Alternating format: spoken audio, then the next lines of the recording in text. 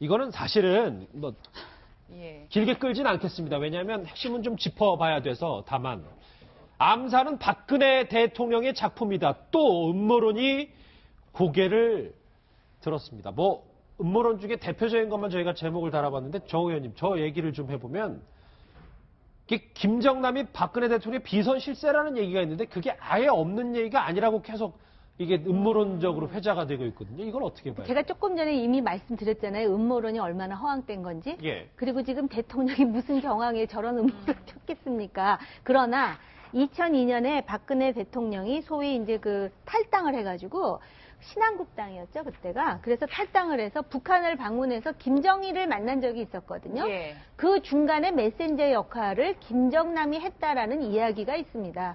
그러다 보니까 지금 이제 이렇게 어려운 상황에서 뭔가 이제 대선 전국도 되어서 부풍을 만들어가지고 하려고 했다라는 일각의 무슨 SNS라든지 또는 그 상당히 편향된 그런 파퓰리스트적인 주장이 나온다 그러는데 이거는 정말 근거 없다 이렇게 말씀드리고 싶습니다. 근거가 없다.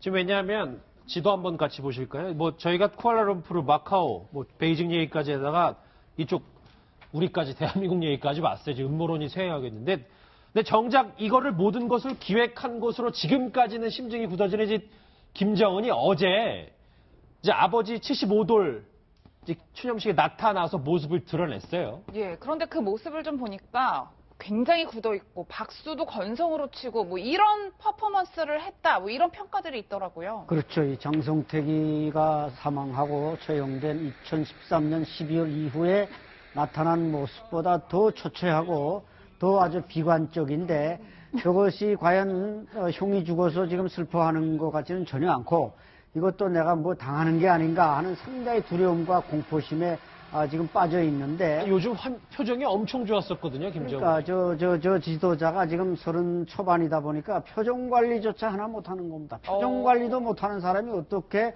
한 나라를 통치할 수 있겠습니까? 얼마 전에 자기 부친 기일에도 저 술 먹고 나와가지고 기일이었나요? 아니면 무슨 대회였나요? 당대회 때 그런 그렇죠. 모습을 보인 적이 있었는데 저 모습만 딱 보면 저 조울증에 그다음에 비만에 따른 여러 가지 성인병에 알코올 중독에 저거는 김정남의 죽음하고 별 관계없이 지금 그 자기 권력이 모두 독점되면서 나타나는 허탈함 플러스 불안함 이런 것들 때문에 저 정권의 미래를 저 얼굴로 보는 것 같은 그런 느낌까지 듭니다. 김정남 피살 정리를 좀 해볼 텐데 내용 말씀 쭉 들어봤어요. 이제 뭐 아직도 북한의 소행인 거는 조금씩 드러나겠지만 이소연 선생님 정리를 할게요.